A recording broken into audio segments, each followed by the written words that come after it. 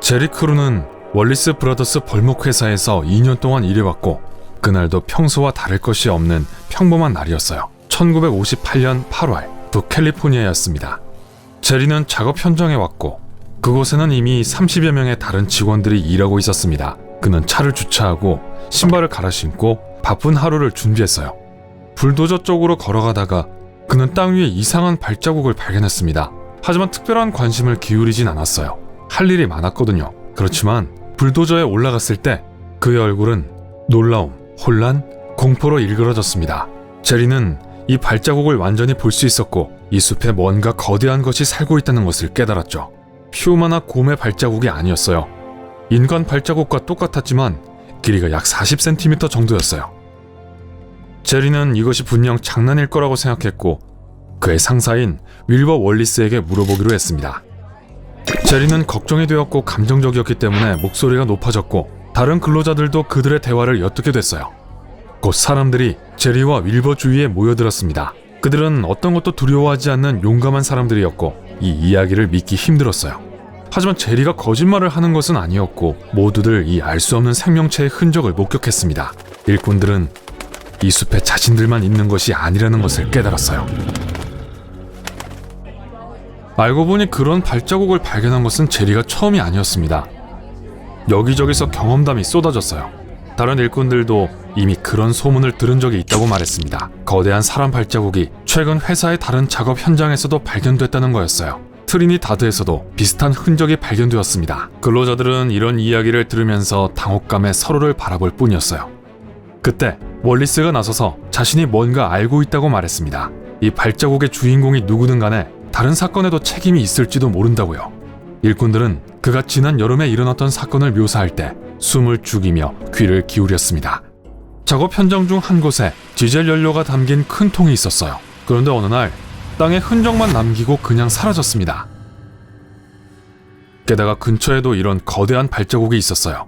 결국 연료통이 발견됐는데 언덕 아래에 내동댕이 쳐져 있었죠. 월리스가 덧붙이기를 통이 굴러떨어진 것이 아니라 던져진 것이 분명했다면서 언덕 경사면의 식물들에 전혀 부러지거나 눌린 흔적이 없었다고 했어요. 사람이 할 수 있는 일은 아니었습니다. 연료통의 무게가 0.5톤이었거든요.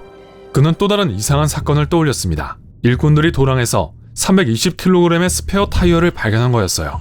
월리스는 누군가 장난을 치는 거라고 생각했죠. 하지만 이제 그는 거대한 발을 가진 이 미지의 생명체가 이 모든 사건에 책임이 있다고 확신했습니다. 그는 모두에게 다시 작업을 시작하라고 했지만 다들이 신비로운 괴물 생각뿐이었어요. 그들은 그것을 빅풋이라고 불렀고 빠르게 그 지역의 전설이 되었습니다.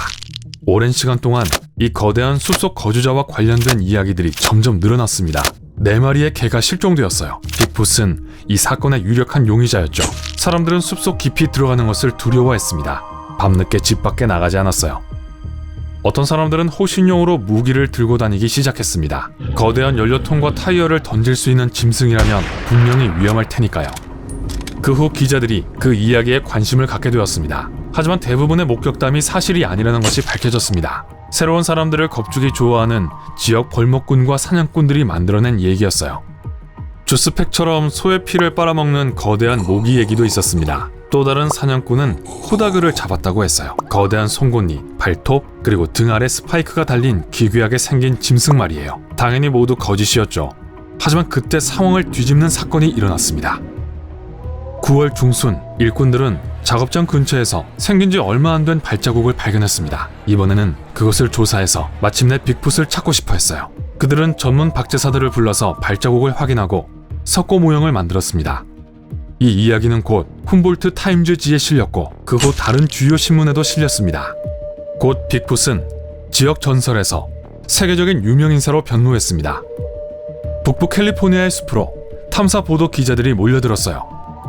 곧 제리 크루와 그가 발견한 증거의 사진까지 신문에 실렸습니다.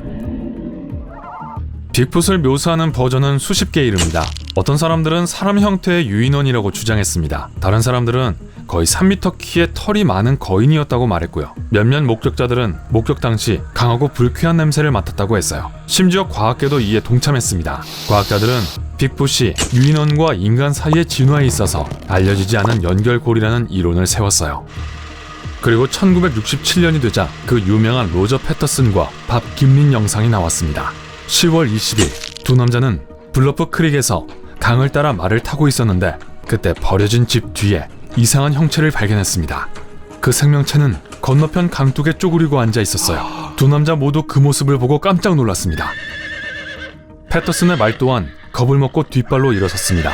그는 우선 말을 진정시켜야 했습니다. 그리고 카메라를 들고 그 생명체를 향해 달려갔어요. 빅풋이라고 생각되는 이 형체는 그들로부터 도망치기 시작했지만 먼저 남자들을 향해 고개를 돌렸습니다. 그들은 그것이 경멸과 혐오의 눈초리였다고 묘사했어요. 그러고 나서 그 형체는 사라졌습니다. 하지만 패터슨은 그렇게 쉽게 포기하지 않았어요. 그는 괴물을 촬영할 수 있는 다른 장소로 달려갔습니다. 이 거인은 다시 도망쳤고 80m 정도 떨어진 곳에서 사라졌어요. 운명의 장난처럼 카메라의 필름이 다 떨어졌고 59초짜리 동영상은 그렇게 끝이 났습니다. 이 만남은 약 2분 동안 지속되었습니다. 패터슨과 김리는 그 생물을 따라 수킬로미터를 쫓아갔지만 결국 그 흔적을 놓쳤습니다. 그들은 빅풋의 키가 약 2m는 된다고 추측했어요. 짙은 젓갈색과 검은색의 털을 갖고 있었다고 했죠. 하지만 이 영상에는 의문점이 너무나도 많았고 비평가들은 즉시 모순을 발견하기 시작했습니다. 우선 패터슨과 김리는 빅풋의 키에 대한 진술을 바꿨습니다. 게다가 그들이 유일한 목격자였기 때문에 아무도 이 사실을 확인해 줄 수 없었죠. 어떤 비평가들은 심지어 월리스 브라더스와 영상 제작자들 사이에 어떤 연관성이 있다고까지 주장합니다. 반면 패터슨은 마지막 숨을 거둘 때까지 그 영상이 사실이라고 주장했어요. 하지만 44년 후 마침내 빅풋 미스터리의 진실이 밝혀졌습니다. 윌버와 그의 형제 레이가 조카와 함께 모든 것을 꾸민 것이었죠. 목격담, 증거, 발자국, 모든 것이 월리스 형제의 짓이었습니다. 그들은 나무로 만든 커다란 발을 사용하여 발자국을 만들었습니다. 일부러 미신을 믿는 벌목꾼들이 쉽게 발견할 수 있는 곳에 만들었어요. 또한 연료통과 거대한 타이어 등 빅풋의 다른 소행도 그들의 짓이었어요. 하지만 그들은 거기서 멈추지 않았습니다. 그들은 또한 연구원들의 눈에 띄도록 빅풋의 털 샘플을 숲 전체에 뿌렸습니다. 톨레도에 있는 가족농장에서 가져온 들소털이었어요. 비록 월리스 가족의 모든 구성원들이 일에 연루되었다고 확인되지는 않았지만 많은 사람들은 형제가 블러프 크릭에서 목격되고 촬영된 빅풋과도 관련이 있다고 믿고 있습니다. 그리고 지금까지 사실은 밝혀지지 않았어요. 오늘 새로운 것을 배웠다면 이 영상에 좋아요를 주고 친구와 공유하세요. 여기 여러분이 좋아할 만한 다른 멋진 비디오들이 있습니다. 왼쪽 또는 오른쪽을 선택하고 삶의 밝은 면에 머무르세요.